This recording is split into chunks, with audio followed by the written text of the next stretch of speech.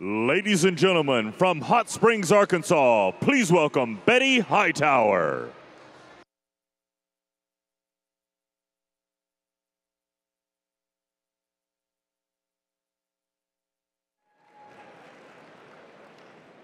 Wow.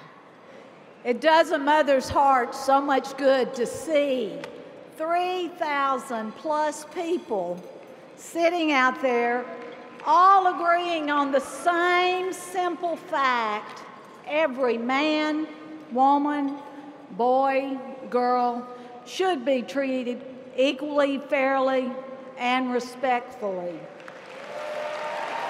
Thank you. You know, my husband and I have always tried to teach our 6 children, do unto others as you'd have them do unto you. We truly believe that. Before I go any further, I've got to ask you a question. Why do all of y'all talk so differently than me? Go figure. Well, maybe you picked up on the fact that I am from the South. Great. That was my next line. How many are you from the South?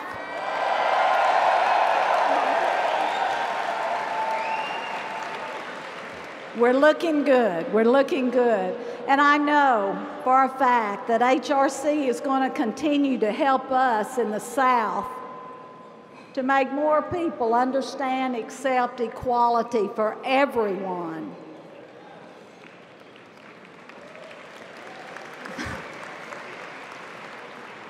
My son has taught me so many things.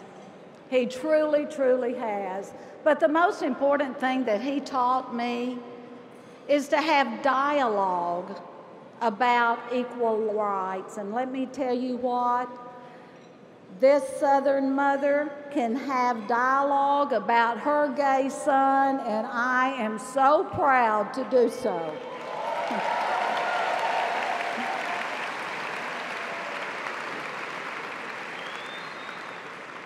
You know, that's the reason I stand on the stage tonight. My son came out to us about 11 years ago. The only wish that I had that would have been a little differently, if I had told him he was gay earlier. He could have avoided so many worries about how's my family going to react or feel. I don't think he has a doubt whatsoever that we love him more, respect him more than we even did before, and it's easy to do so.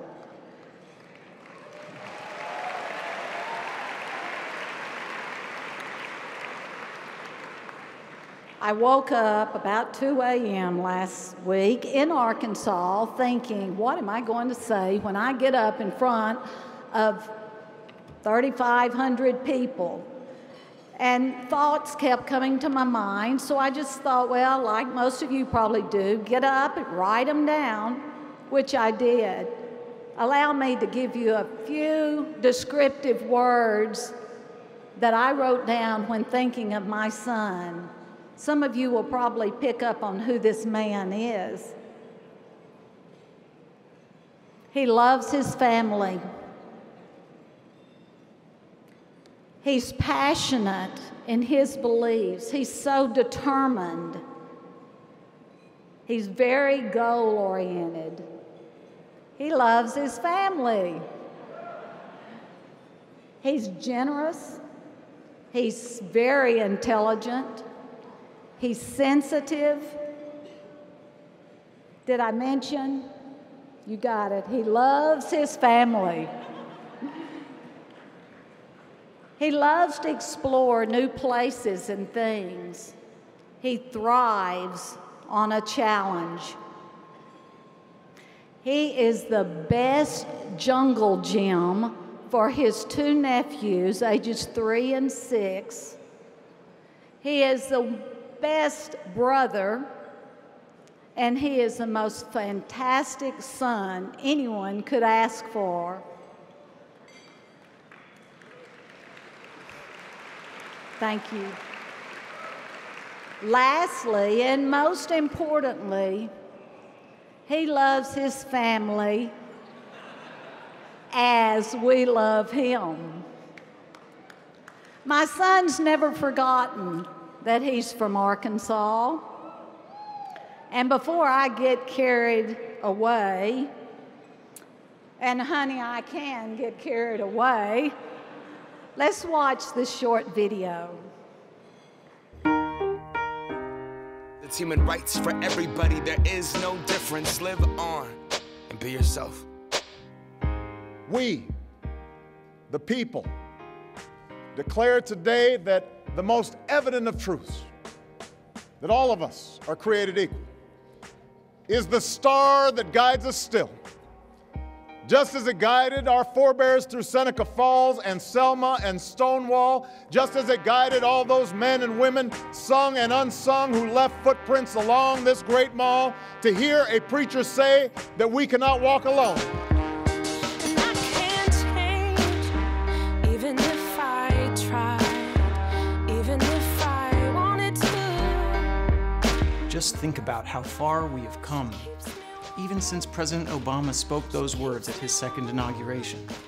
As Americans, we are all in this together, and the wind is at our back.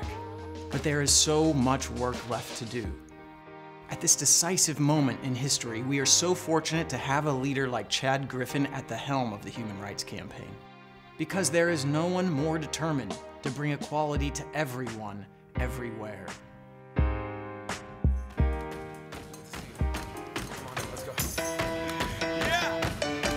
The justices deliberate. Supporters of same-sex marriage hope this symbol continues to spread across the internet. Lots of Facebook feeds turned into a sea of red equal signs. This is a watershed moment in the centuries-long struggle for equality in this country. Same-sex couples will once again be able to marry in California. Federal law must change. There must be equality for same-sex couples who marry, and the implications are sweeping. This is the Declaration of Equal Rights for gay Americans under federal law. It is big. Today, at long last, this nation has wiped away the shame of Proposition 8 and the discriminatory Defense of Marriage Act once and for all. Thank you. Yeah, I'm so damn grateful. I grew up really wanna go fronts, but that's what you get when Wu-Tang raised you. Y'all can't stop me. The president's on the line from Air Force One. Well, we're proud of you guys, and we're so glad that in California, and because of your leadership, I think we're getting our equal rights. So you guys should be very proud of today. It is great to be back in California. While tonight we celebrate, tomorrow, this fight continues with greater urgency than ever before. Now it's up to us to make this historic victory reach each and every corner of this country. Congratulations on your victory at the Supreme Court. So what is next? This was a historic week for equality in this country, and American values really did win. And our job is to work harder than we've ever fought before to bring equality, full equality, to every single state in this country. We're going to look back in history, and we're going to see this time as the true turning point. This work is about touching lives and changing laws. From marriage to inclusive non-discrimination laws, to the transformative work being done to create welcoming institutions like corporations and hospitals, churches and classrooms, hope is rising everywhere. But change is only possible when we fight for it, and we've got to fight in each and every state in this country. I've come to Utah today because we can't tolerate the persistence of two Americas when it comes to equality. And this conversation hasn't existed enough in places like my home state of Arkansas or right here in Mississippi. In more than half the states in this country, including right here in the state of North Carolina, there is no law protecting employees from being fired simply because of who they are. We've got to fight harder than we've ever fought before to ensure that full equality reaches every single person living in every corner of this vast country. We can do it. I know we can do it. And that's what the Human Rights Campaign is all about. Can we go back? This is the moment. Tonight is the night. We'll fight till it's over. So we brought our hands up like the ceiling can't hold us. Like the ceiling can't hold us. It is my great honor and pleasure to introduce to you a product of Arkansas, my son and our HRC president, Chad Griffin.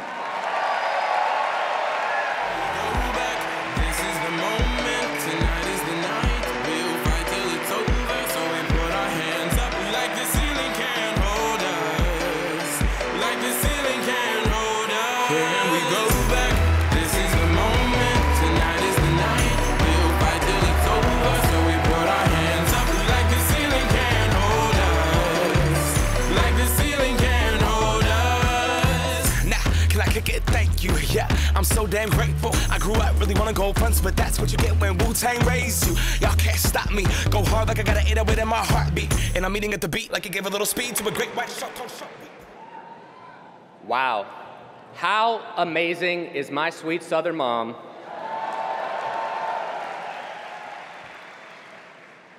You know what Mom didn't tell you was that once I finally had the courage to come out to her, I flew home to Arkansas, and that night I was seated in her bedroom, on her bed, and she looked at me and said, "Is everything okay?" And I said, "Mom, I want to tell you that I'm gay." And she looked at me and she said, "I knew that." And then there was this pause, and she said, "Did you think I would love you any less?" And holding back the tears at that moment was impossible. So thank you, Mom.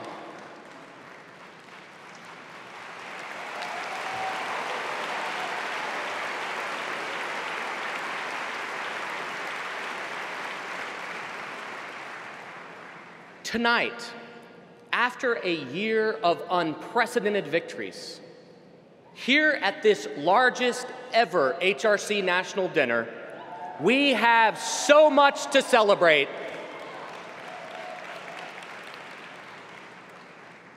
Think about it. Just since we were here last year, Senator Tammy Baldwin elected, President Obama re-elected.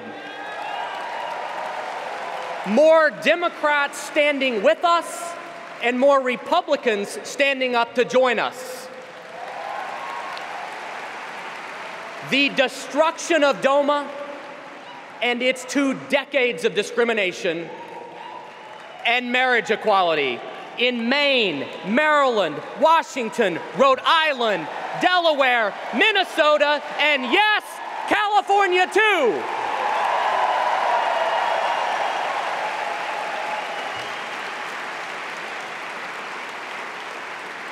All of that because of you. And tonight, I want to thank each and every one of you in this room for 2 reasons.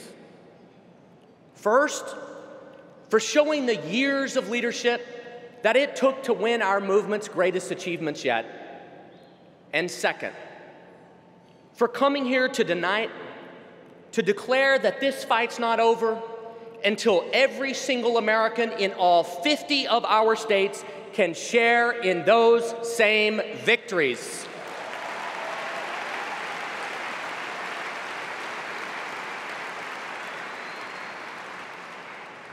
Because the fact remains that today, millions of people still live on the other side of a dark, dark wall of discrimination. A wall that now divides this country into 2 Americas. In one America, mostly on the coasts, full legal equality, it's nearly a reality. But in the other America, like just across the Potomac River in Virginia, Hope is rising. But legal equality, it's non-existent. No anti-bullying laws, no right for same-sex couples to adopt a child, no statewide employment protections, and certainly no marriage equality. The divide between these two Americas, that gulf between equality and inequality, it isn't some abstract legal concept. It's a painful reality that defines real life consequences every single day. Let me give you one example. This year, we made history in Washington State by winning marriage equality at the ballot box.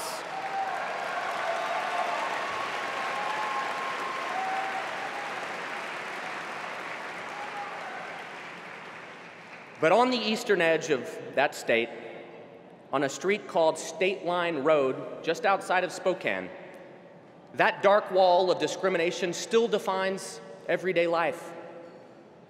Just like the name suggests, State Line Road runs north to south along the Washington and Idaho border. The border literally goes right down the yellow dotted line at the center of a two-lane street. A stretch of pavement that's crossed on a daily basis by neighbors going from birthday parties to barbecues. But for a lesbian, gay, bisexual, or transgender person, that road, well, it may as well be an ocean. Which side of State Line Road you live on, Washington or Idaho, determines not only whether you can get married, but whether you and your partner have a right to adopt a child together. Whether that child can grow up without hearing time and time again at school, in church, or in the community that their family is less than equal, even in some circumstances. Whether you and the person you love can be buried next to one another after a lifetime spent in good times and bad, and in sickness and in health. Which side of State Line Road you live on should only determine whether the number on your mailbox is odd or even, but instead, it determines your future. And even after those historic Supreme Court rulings, today there's not just one State Line Road in this country, there are thousands. There's a narrow, winding Red River that splits neighborhoods and towns along the Minnesota and North Dakota border. Washington, D.C.'s equal protection, it's just a metro ride away from Virginia's injustice. And a stretch of interstate highway, farmland on either side, divides Iowa's equal laws from Missouri's discrimination. My friends, we cannot tolerate that kind of inequality. We can't be patient in the face of that kind of injustice. And we've got to fight harder than ever before to ensure that where you live never determines the future you can achieve. And that's why this year, we set a bold new goal, a goal to bring marriage equality to all 50 states within the next 5 years.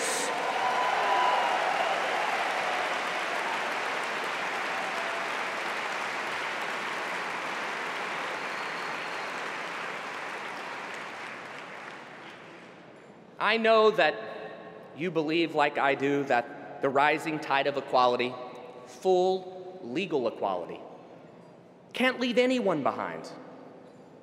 After all, there's a reason why every single one of you is still in this room tonight. You're here for those who can't be. You're here for that young lesbian or transgender teenager who tonight will go to bed on the wrong side of State Line Road.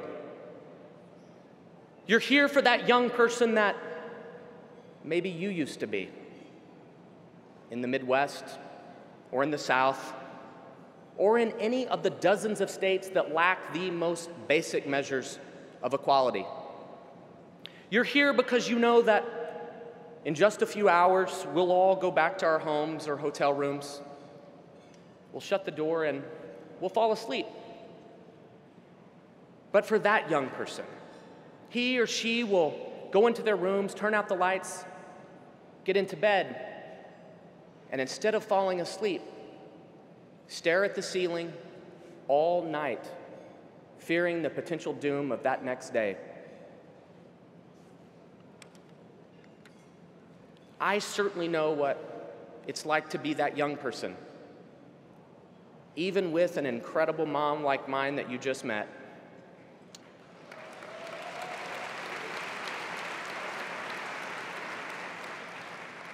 And I wake up every morning looking forward to the day when a teenager can see a headline in the newspaper, or more likely on Twitter, that says, "At long last, full equality under the law."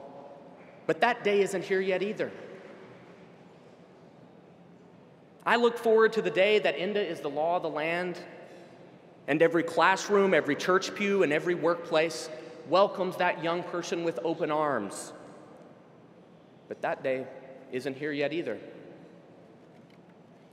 At this historic moment of opportunity, we have victories behind us and hope ahead of us.